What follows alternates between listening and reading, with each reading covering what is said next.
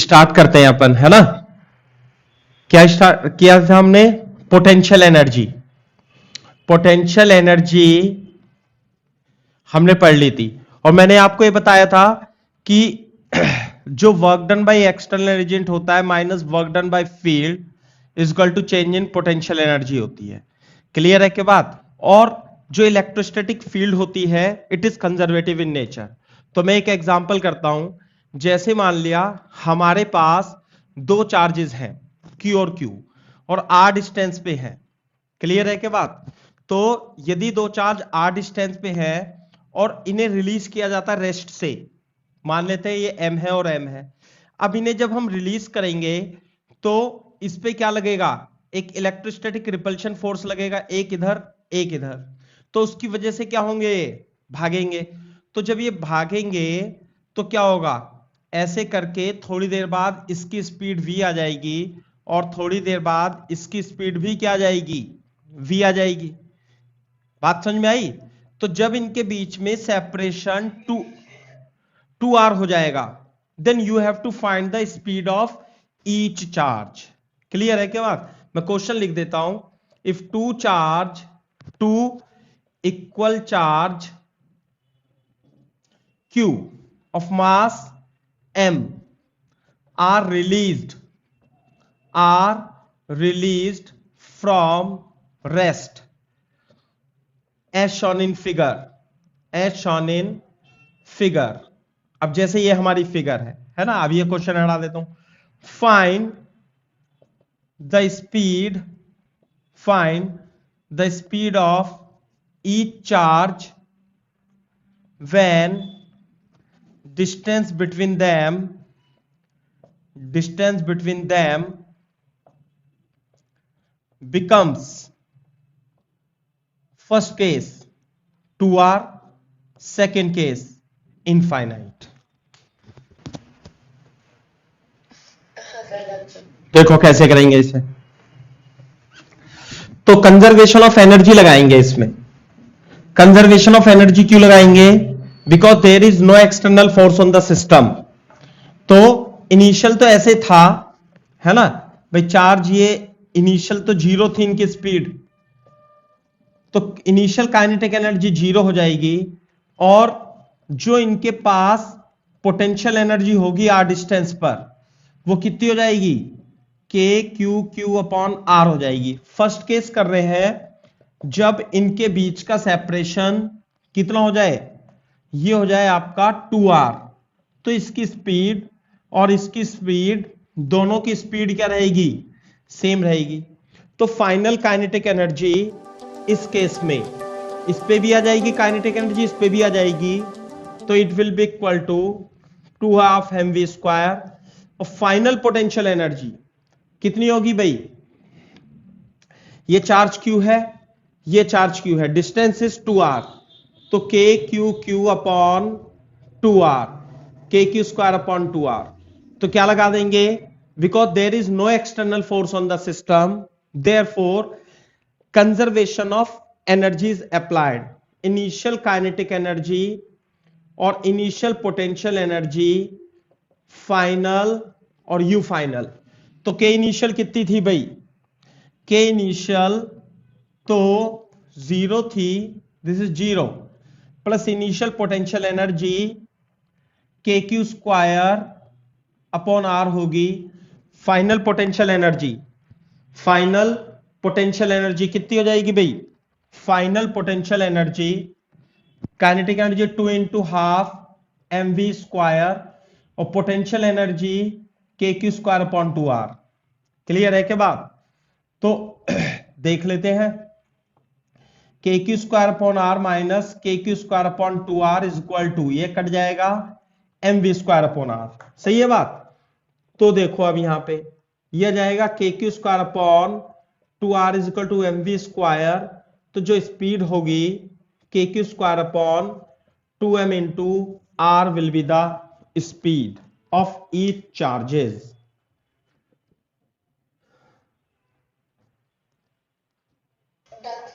सही है। Second part में क्या होगा? जब ये चार्ज ऐसे रिपल्शन की वजह से जाएंगे तो जब ये रिपल्शन की वजह से जाएंगे तो इनफाइनाइट पर सेकंड केस में इनिशियल तो इनके बीच की डिस्टेंस कितनी है भाई, आर है। जब ये भाग करके कहां पहुंच जाएंगे, इंफिनिटी पे पहुंच जाएंगे इधर की ओर। समझ में आई बात। तो इनफाइनाइट पर जब होंगे ये चार्ज, तो इसकी स्पीड और इसकी स्पीड आपको फाइंड करनी है इनफाइनाइट पर।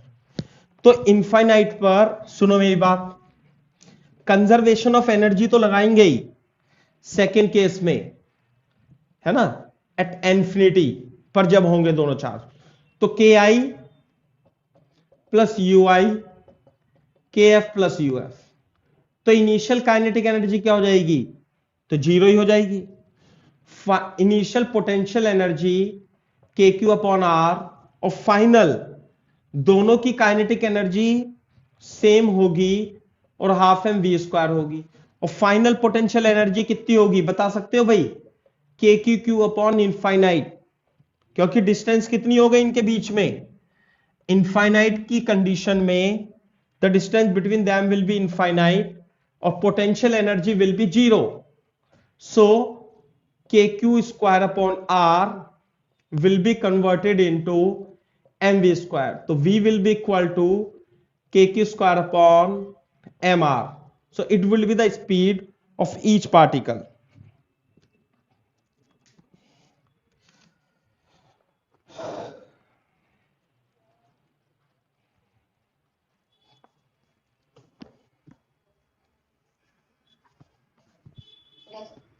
ओके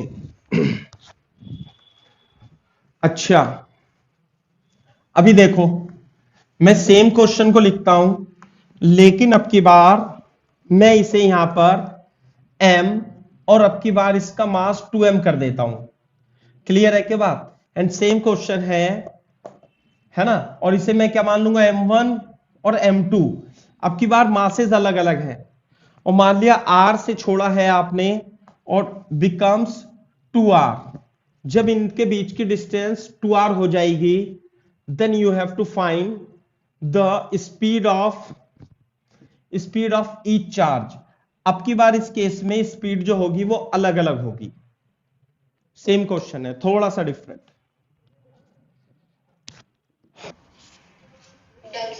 ठीक है भाई, तो बोर्ड पे देखो कैसे करेंगे अब हम इसे।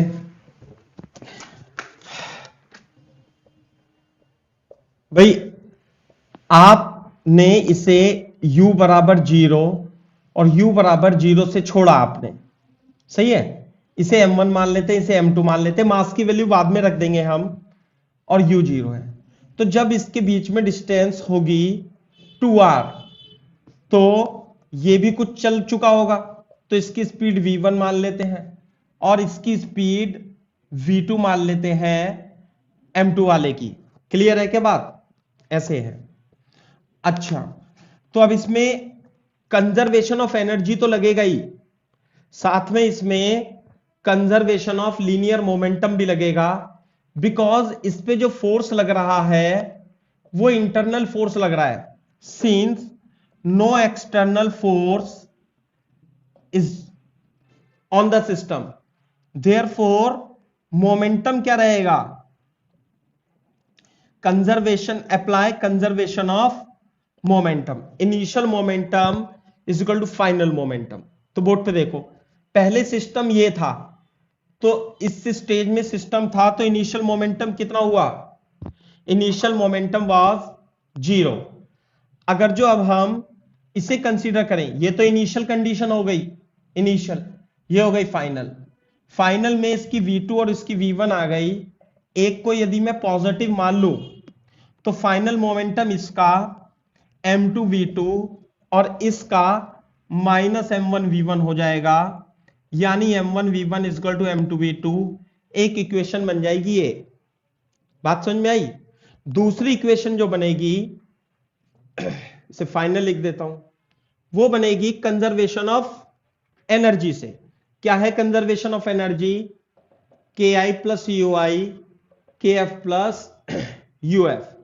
इनिशियल काइनेटिक एनर्जी सिस्टम की 0 है और इनिशियल पोटेंशियल एनर्जी के चार्ज इन पे सेम ही है। चार्ज कितना है भाई? चार्ज तो सेम ही है अपॉन आर। हाँ भाई, फाइनल काइनेटिक एनर्जी कितनी होगी? It will be equal to half m1v1 square half m2v2 square, इसकी भी और इसकी भी। साथ में पोटेंशियल एनर्जी भी कितनी होगी? के क्यू क्यू अपॉन 2r। तो थोड़ा सॉल्व करेंगे, K Q square upon r minus K Q square upon 2r, साथ में 1/2 कॉमन लेके बोर्ड पे देखो इधर। हाँ भाई, यहां देखो m1v1 square plus m2v2 square, ऐसे लिख दूं। तो एक बात और सुनो, यहां पे मोमेंटम जो है इसका, इसे मैं p मान लेता हूं थोड़ी देर के लिए, सही है ना? तो जो काइनेटिक एनर्जी होती है, थोड़ा सिंपल को कैलकुलेशन को सिंप्लीफाई करने के लिए देखो क्या जुगाड़ लगाते हैं हम, हाफ एम वी स्क्वायर और m से ऊपर नीचे मल्टीप्लाई करके, तो काइनेटिक एनर्जी को अपन p स्क्वायर अपॉन 2m भी लिख सकते हैं, सही है ना बात? तो काइनेटिक एनर्जी को p स्क्वायर, दोनों के मोमेंटम सेम है, m1v1 और m2v2 दोनों सेम है, तो इसकी काइनेटिक एनर्जी आएगी इतनी और इसकी काइनेटिक एनर्जी आएगी इतनी। तो this is equal to K Q square upon 2r, p square upon 2 common लेके m2 plus m1, m1 plus m2, 2 से 2 कट जाएगा, तो जो p स्क्वायर की वैल्यू आएगी के Q square upon r, m1 into m2 upon m1 plus m2। So this is the momentum, linear momentum of each particle, kq square upon r, m1 m2 upon m1 plus m2। Clear है बात? अच्छा, अब दोनों की देखो अलग अलग velocity v1 और v2 निकालनी है, तो इसे हम क्या लिख देंगे? m1 v1 और यही m2 v2 के इक्वल है। तो यदि आपको v1 निकालनी है तो 1 अपॉन m1 के क्यू स्क्वायर अपॉन आर और m1 m2 m1 plus m2, ये आ गया v1। थोड़ा अंदर सिंप्लीफाई कर लेंगे इसे ले जाकर के, वो बात अलग है। और v2 कितना आएगा भाई? v2 will be equal to p upon m2। तो मोमेंटम तो दोनों का सेम होगा, जो कि मैंने इस इक्वेशन से निकाल लिया, और K Q square upon r m1 m2 upon m1 plus m2।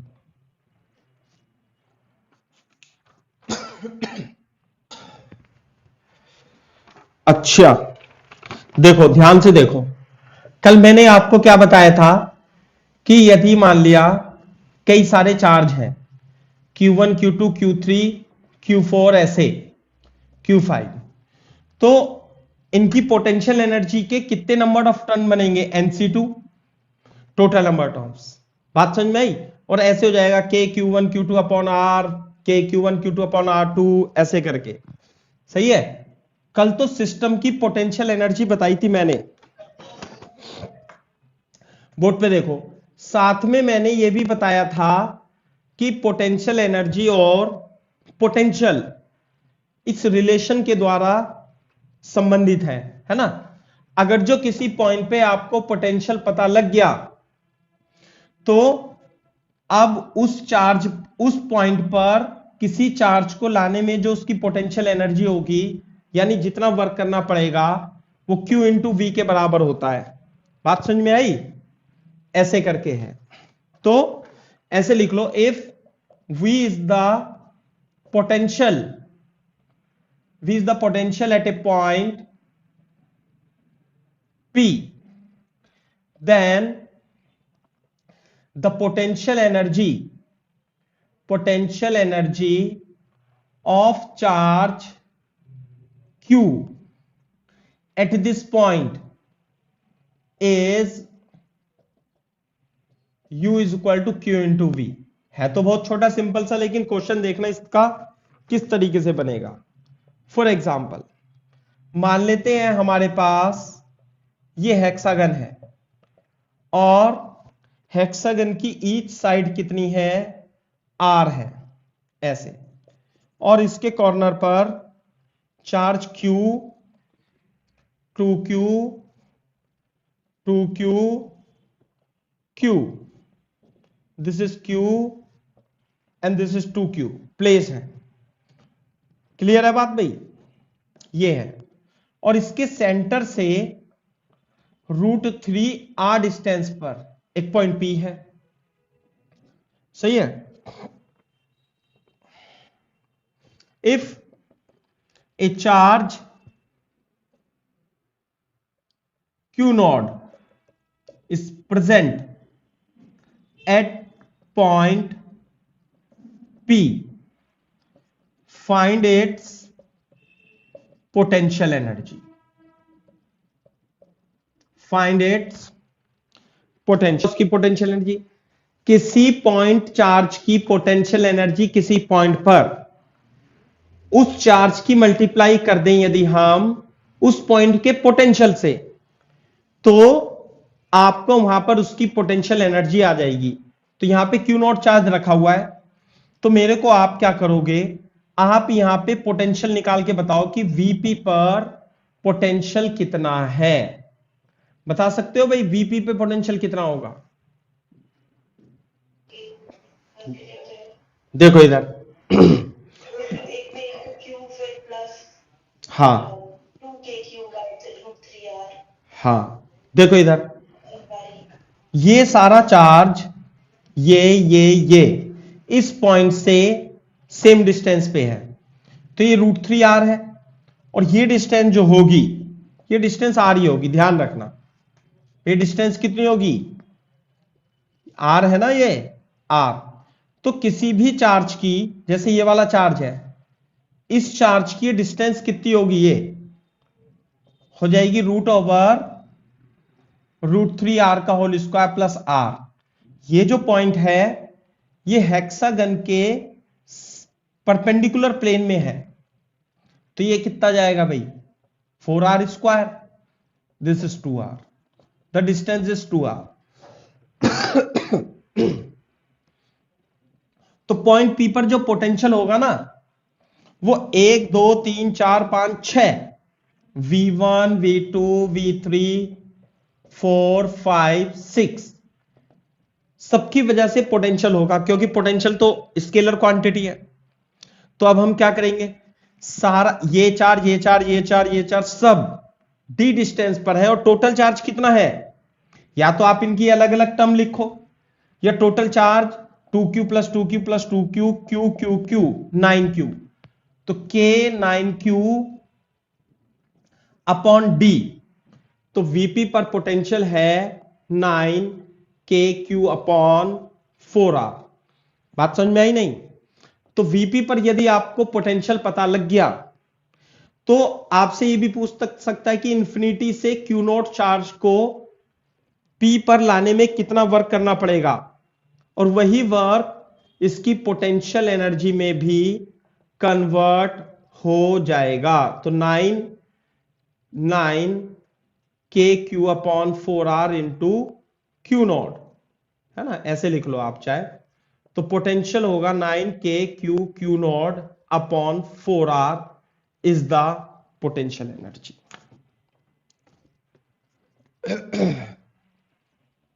Board पे देखो, फॉर एग्जांपल मान लेते हैं एक ये चार्ज है Q, और ये चार्ज फिक्स्ड है, इस स्थिति पे फिक्स्ड है अपना।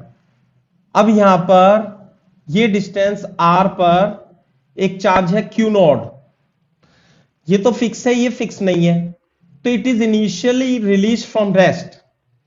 तो जब ये चार्ज यहां पर ये 2r डिस्टेंस पे हो जाएगा, तो आपको इसकी स्पीड निकालनी है।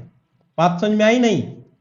You have to find the speed v, mass m मान लेते हैं, चार्ज Q नॉट a, और इसे मान लेते b। Find speed of Q not when it reaches at point B if it is released from rest at point A। इसकी speed निकालनी है यहां पर।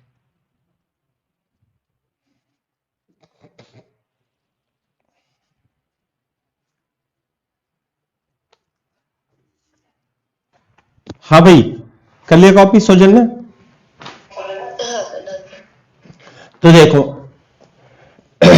कैसे करेंगे अपन इसे, बोर्ड पे देखो। पहले ए पर पोटेंशियल एनर्जी ए पे निकाल लो, सही है? तो पोटेंशियल एनर्जी क्या आएगी? एक तो तरीका यही है कि यहां पोटेंशियल निकालो और या के क्यू नॉट अपॉन आर लिख दो, या पोटेंशियल कितना है यहां पे के क्यू अपॉन आर, इसकी वजह से पोटेंशियल कितना है के क्यू अपॉन 2r। तो पोटेंशियल एनर्जी जो होती है q naught into V A, q naught into V B, तो कितना हो जाएगा K Q not upon r, K Q not upon 2r। Initial kinetic energy 0, final kinetic energy half M we square. तो क्या लगा देंगे के I plus U I, K F plus U F. तो के आई कितनी है 0, K Q not upon R, final कितनी है भाई half M we square, K Q not upon 2r। Simple आ जाएगा, half M we square is equal to K Q not upon R upon 2r is equal to half M we square. तो v जो होगा K Q not upon M R. अब board पे देखो, अब ये सोच रहे होंगे आप तो सर हम ऐसे ही कर देते, पहले भी सवाल कराया था, लेकिन इसे पोटेंशियल की हेल्प से मैंने क्यों कराया। कॉपी करो इसे पहले, देखो अब जैसे मान लिया हमारे पास ऐसे है, फॉर एग्जाम्पल दो चार्ज है, मान लिया वाई एक्स एक्सिस है ये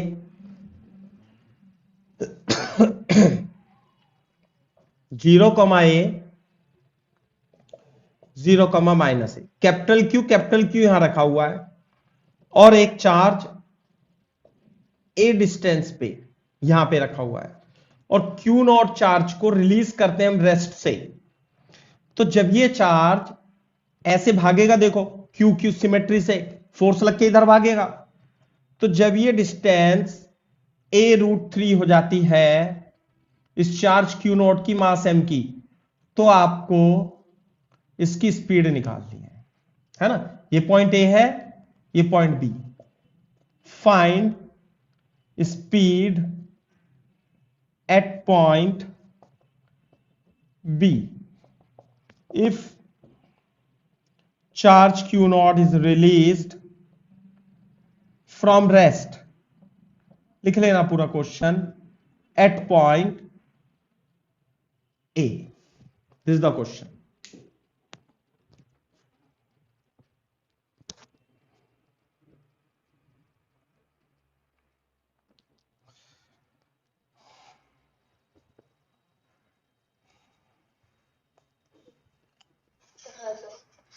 तो कैसे करेंगे बताओ? अब बताओ मेरे को आप कैसे करूं? यहां पर मेरे को स्पीड निकालनी है, इसके रिपल्शन की वजह से, अरे फोर्स लगेगा ना इस पे यूं, ये इस पे लगेगा फोर्स यूं, तो इनका रिजल्टेंट इधर ले जाएगा और ये इसके स्पीड दे देगा, और जब ये √3 पर होगा तो आपसे स्पीड पूछिए। तो आप बताओ बेटा सौजन्या, क्या लगाओ इसमें कॉन्सेप्ट?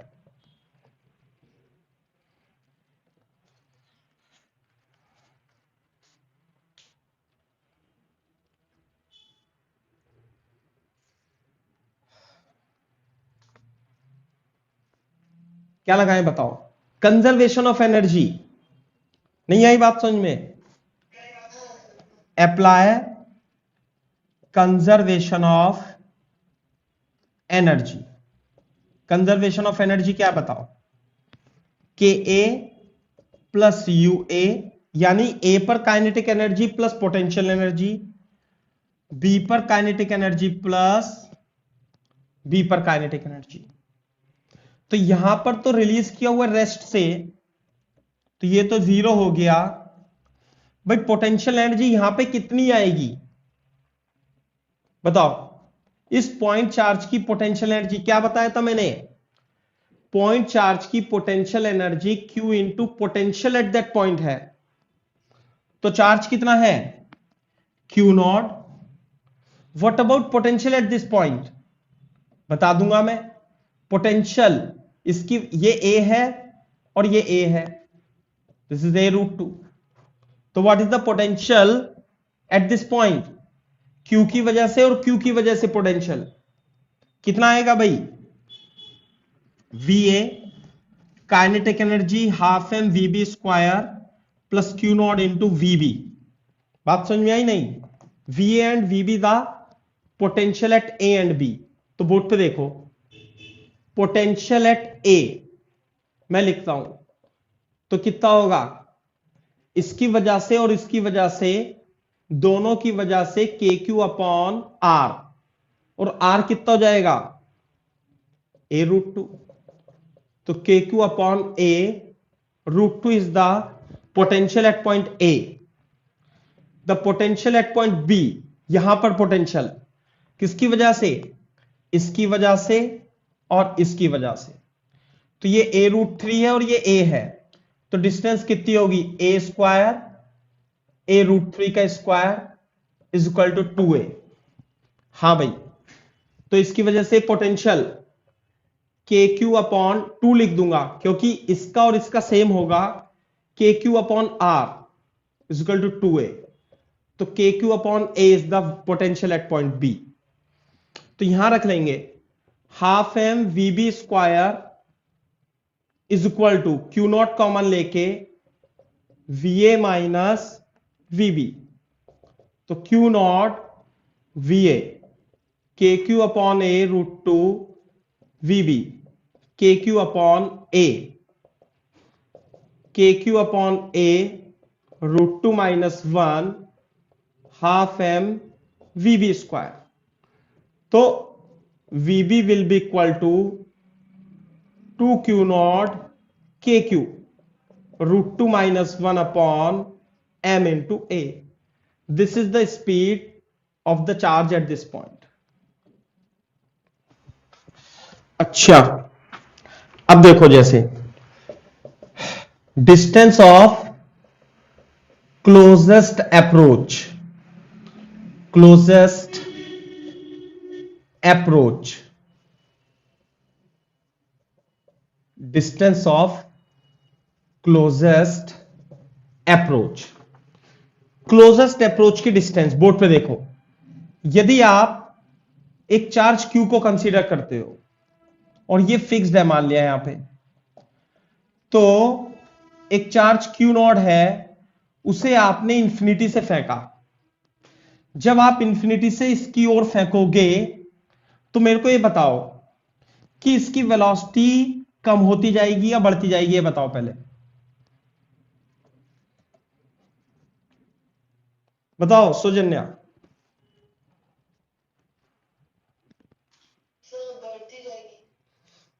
कैसे?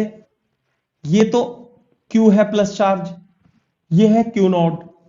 तो जब ये चार्ज यहां पे आपने फेंक दिया तो इस पे रिपल्सिव फोर्स नहीं लगेगा?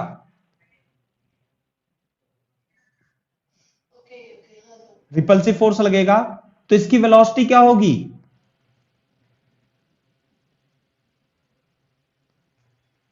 अरे कम होती जाएगी, कम होती जाएगी, कम होती जाएगी, कम होती जाएगी। तो एक पॉइंट पर आकर के इस Q नॉट की वेलोसिटी फाइनल कितनी हो जाएगी? 0 हो जाएगी। तो यहां पर आकर के रुक जाएगा। तो ये डिस्टेंस जो होती है, this distance is called the distance of closest approach. Clear है क्या बात? तो ये आपको फाइंड करनी है। तो कैसे करेंगे?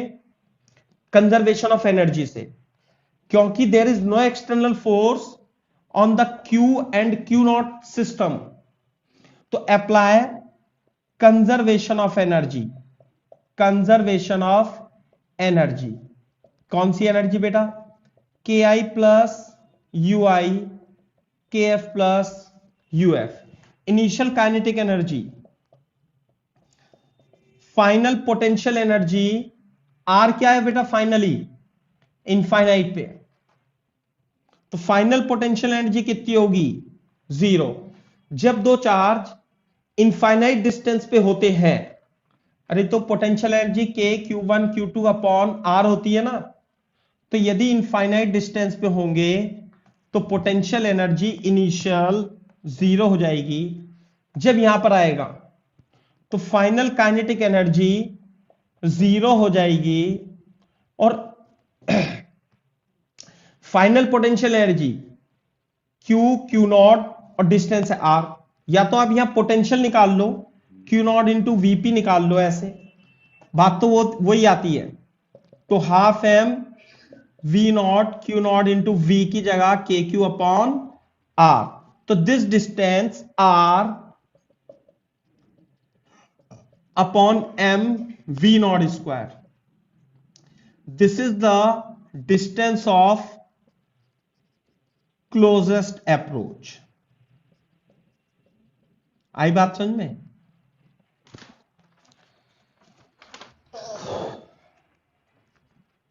अच्छा, साफ कर दूं?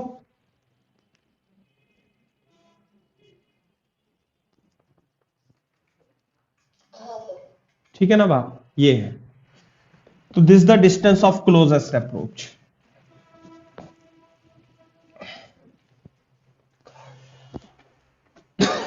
अच्छा, फॉर एग्जाम्पल अब जैसे मान लेते हैं हम, actually distance of closest approach क्या आएगा मॉडर्न फिजिक्स में आएगा, वो मैं अभी आपको बता देता हूं। सवाल तो इसमें भी है। जैसे कि मान लिया ये चार्ज है, ऐसे जो न्यूक्लियस होता है, न्यूक्लियस में जो चार्ज होता है वो यूनिफॉर्मली डिस्ट्रीब्यूटेड होता है। चलो मैं कराई देता हूं अभी, है ना।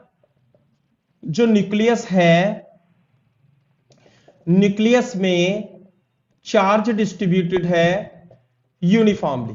और न्यूक्लियस पे चार्ज कितना होता है भाई? जेडी। बात समझ में आई नहीं? ऐसे करके अब एक इनफाइनाइट डिस्टेंस से एक अल्फा पार्टिकल मास है उसका m, और इनफाइनाइट डिस्टेंस से एक अल्फा पार्टिकल हमने इसे v नॉट स्पीड दे दी। आ गई बात समझ में? v नॉट स्पीड दे दी तो इसकी रेडियस कितनी है? इसकी रेडियस है मान लिया r और चार्ज है इस पे a।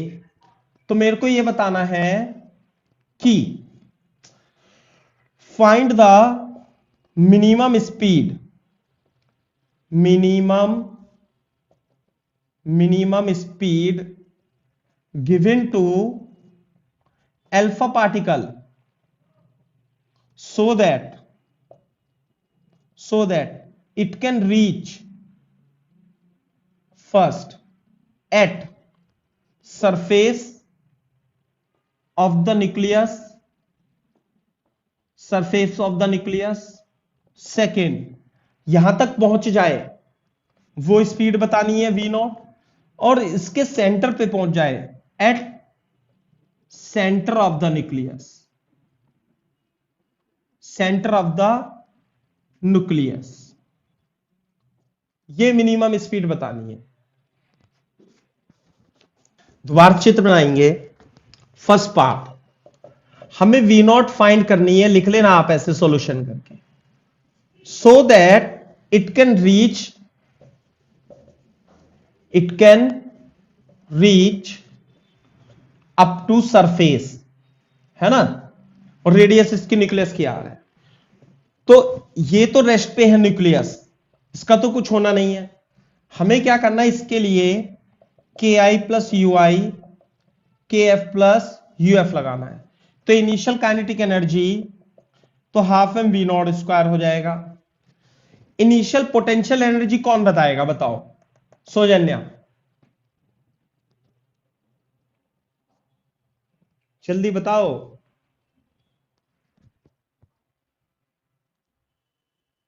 अरे इनफाइनाइट पर है चार्ज, अल्फा पार्टिकल का मतलब होता है 2e चार्ज।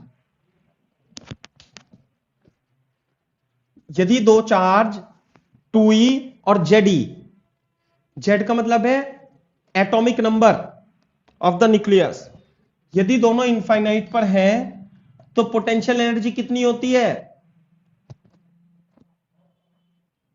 अरे बोलो जीरो। जीरो। इनफाइनाइट पर जब दोनों चार्ज होंगे तो पोटेंशियल एनर्जी बताया ना मैंने, के Q1 Q2 upon infinite zero होती है इनफाइनाइट पर पोटेंशियल एनर्जी। सही है ना? और यहां पर जब यहां तक पहुंच जाए तो यहां पर स्पीड कितनी होनी चाहिए? जीरो। तो काइनेटिक एनर्जी जीरो। और जब ये अल्फा पार्टिकल यानी 2e और Ze जब ये यहां पे आएगा तो इनके बीच में फाइनल पोटेंशियल एनर्जी कितनी होगी? के क्यू नॉट के Q1 Q2 अपॉन आर। बात समझ में आई नहीं? What is Ze? Ze is the charge on the nucleus. What is 2e? The charge on alpha particle. Alpha particle पर चार्ज 2e होता है, ये ध्यान रखना। सही है? तो बस रख देंगे half M V not square is equal to K Z square upon R. तो V nought is equal to 2k Z square upon M R. This is the speed, minimum speed, so that it can reach on the surface.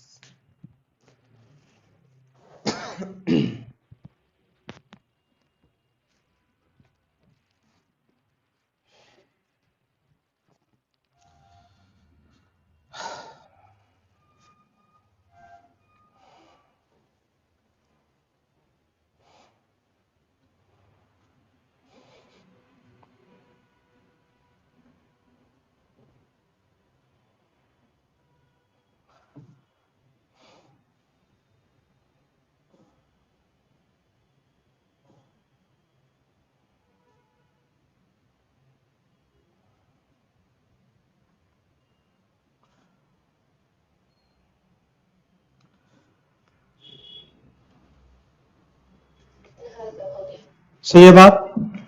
तो ये है। अच्छा, अब board पे देखो, ये तो हमें स्पीड निकालनी थी जब हम सरफेस तक पहुंचाना है। थोड़ा सा दोबारा से चित्र बना लेना आप इसे।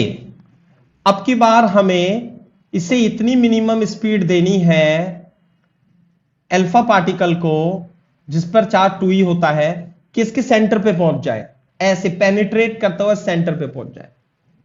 तो it can reach at centre of nucleus. तो क्या लगाएंगे? K I plus U I K F plus U F. तो initial kinetic energy half M V not square. Potential energy क्योंकि चार्ज इनफाइनाइट पे रखे हुए हैं, दोबारा रिपीट कर रहा हूं, it is zero. Final kinetic energy पहुंच जाए जीरो जब ये चार्ज 2e चार्ज इसके सेंटर पे पहुंचेगा। तो इसकी पोटेंशियल एनर्जी कितनी होगी? नहीं, अरे जीरो तो इंफिनिटी पे होती है। ये जो चार्ज है ना जेडी, ये इसके बिल्कुल सेंटर पर नहीं है, ये चार्ज न्यूक्लियस पे ऐसे डिस्ट्रीब्यूटेड होता है ना? अगर जो मान लिया दोनों चार्ज की बीच की दूरी जीरो हो जाती, जैसे के Q1 Q2 अपॉन आर है और आर हो जाए जीरो, तो पोटेंशियल एनर्जी हो जाती इनफाइनाइट। लेकिन ये यूनिफॉर्मली चार्ज डिस्ट्रीब्यूटेड है, तो जो पोटेंशियल एनर्जी लिखेंगे इस Q नॉट की पोटेंशियल एनर्जी यानी 2e की, अरे पोटेंशियल एनर्जी होती है Q नॉट इंटू पोटेंशियल। तो चार्ज कितना है इस पे? 2e। और यहां पर पोटेंशियल जो आएगा, टोटल चार्ज कितना सिस्टम पे डिस्ट्रीब्यूटेड? जेडी। तो आपको ध्यान है पोटेंशियल का फॉर्मूला 3/2 के क्यू कितना था? अरे 2r³ 3r square minus r square, ये था ना पोटेंशियल।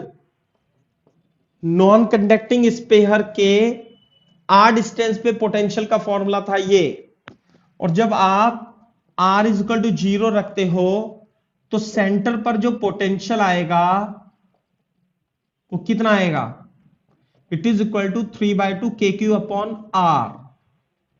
तो इस टोटल चार्ज की वजह से जो पोटेंशियल है, पोटेंशियल वो sorry 3/2 KQ upon R, this is the potential. क्या होगी पोटेंशियल एनर्जी? अरे पोटेंशियल एनर्जी सेंटर पर होगी charge multiply by potential at centre. तो the potential at centre is 3/2 KQ upon R, इसे याद रखना है अपने को। और चार्ज कितना है अल्फा पार्टिकल पर? 2Q0 2E। अगर जो प्रोटॉन होता तो यहां पे E आ जाता, तो कितना आएगा आंसर? यह जाएगा 3K Z² अपॉन R। तो मिनिमम स्पीड जो होगी mr, this is the minimum speed, so that it can reach at the center.